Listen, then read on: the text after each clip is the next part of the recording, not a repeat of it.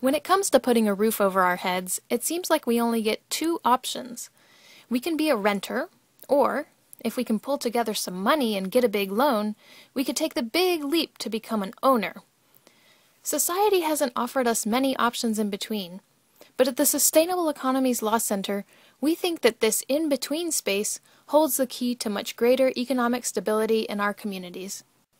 The problem with the limited choice of renting or owning is that they both cause wealth to flow out of communities. When people rent, wealth generated by their rent payments and the equity in the property both flow to a landlord who may not even live in the community. When people own property, the value of their home could rise, but it's often not because of anything the owner did, but rather because of things that have made the community a better place to live, like better schools, parks, safe streets, and so on. And when the owner sells, they can find a wealthy buyer. And then the seller takes a load of cash with them when they leave, and the neighborhood gets gentrified, driving up rents for the people who helped make the neighborhood great to begin with. The in-between space holds many possibilities. So here's a 12-unit building in California. The people who live there are renters, and they love living there together. When the building comes up for sale, they get organized. They form a nonprofit mutual benefit corporation, and each puts in $25,000. The corporation takes out a mortgage and then takes title to the building. As the 12 members of the corporation, these families will get to live there. They'll pay rent to the corporation, and the corporation will pay off the mortgage. They are both renters and owners.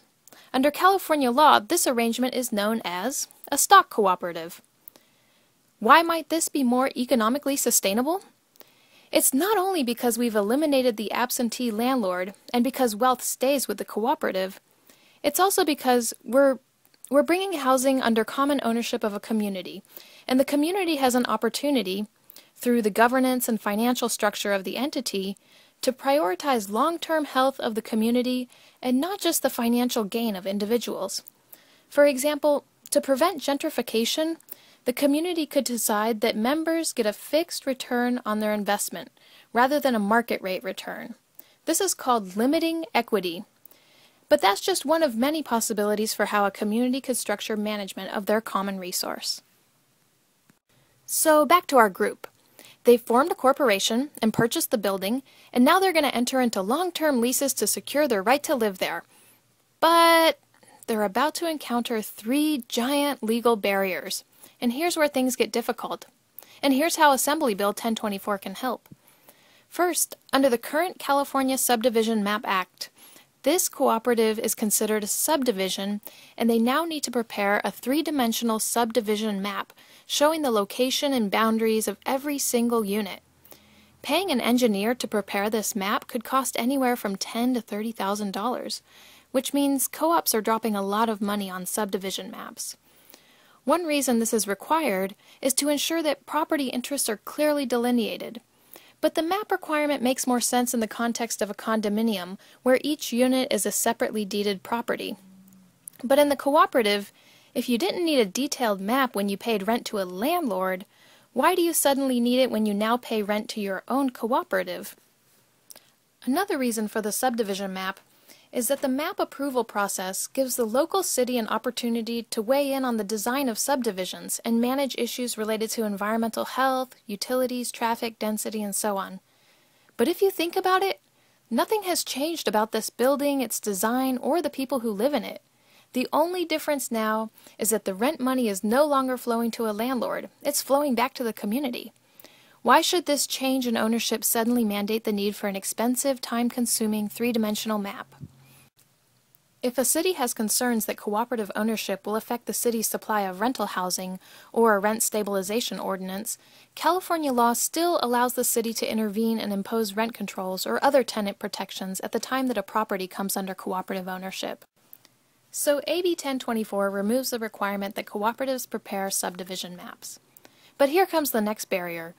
Under the California Subdivided Lands Act, before units in this cooperative can be leased, the California Department of Real Estate has to approve the arrangement by issuing what is called a public report. The cooperative will need to prepare an overwhelmingly thick binder full of forms, maps, budgets, questionnaires, statements, notices, etc. It can take a lot of time and money to prepare this, and then there may be a long back and forth period with the Department of Real Estate until the application is deemed complete. It's hard to do without a lawyer and other professionals, which means the co-op could be dropping a lot of money on this process, at least $10,000 to $15,000. The Department of Real Estate prepares a public report, which is basically a set of disclosures to protect buyers so that they know what they're getting into. The public report is a helpful consumer protection tool for typical subdivisions and condo developments where an outside developer is involved. But in the case of this cooperative, everyone knows what they're getting into because they are the developers. So, one thing that AB 1024 does is allows cooperatives to lease units without getting a public report, as long as the cooperative members have a pre-existing business or personal relationship with the cooperative or with its core organizers, enough that the new members can gather information to protect themselves. It's just like California's existing securities law exemption for entrepreneurs seeking investments from friends, family, and colleagues. This provision of AB 1024 allows grassroots groups to organize themselves, build community, and create new cooperatives with fewer regulatory barriers. But imagining our group does the work and pays the money to apply for a public report, here comes the next huge barrier. California law prohibits cooperatives from leasing units subject to what's called a blanket encumbrance. And guess what? The mortgage that co-op took out? It's a blanket encumbrance, and it's called that because if the cooperative defaults on the mortgage, the bank can foreclose on the whole building. That would be terrible, of course, but the ban on blanket encumbrances makes it almost impossible to create a new cooperative in California. New housing cooperatives will almost always have a blanket encumbrance because taking out a mortgage is how most people buy property, and sharing a mortgage is how cooperative members buy property. So AB 1024 offers a solution to protect people by requiring that within the first year of formation, the cooperative must create a reserve fund large enough to cover the mortgage for at least 3 months. That way, if one member falls on hard economic times and can't afford to pay the rent or member dues, there will be a pool to draw from to make sure that the cooperative pays its mortgage on time. So California, let's give grassroots organized housing cooperatives a break. Let's get these 3 barriers out of the way so that people can come together, pool their resources, and create communities managed for their common benefit. This will grow the wealth that is reinvested in our local communities while protecting the socioeconomic diversity in our neighborhoods. We really need everyone to reach out to their legislators on this bill. If you would ever like to own housing in common with others, or if you'd simply like to live in a world with more cooperatively owned housing, please go to theselk.org/AB1024 to find out how you can voice your support. We know these subdivision laws can sound like boring legal jargon to both legislators and lay people. But that's all the more reason that we need to show some enthusiasm for this bill and give legislators and their staff impetus to learn about it. Please call, write, and tell them how important it is. The Sustainable Economies Law Center thanks you for your help.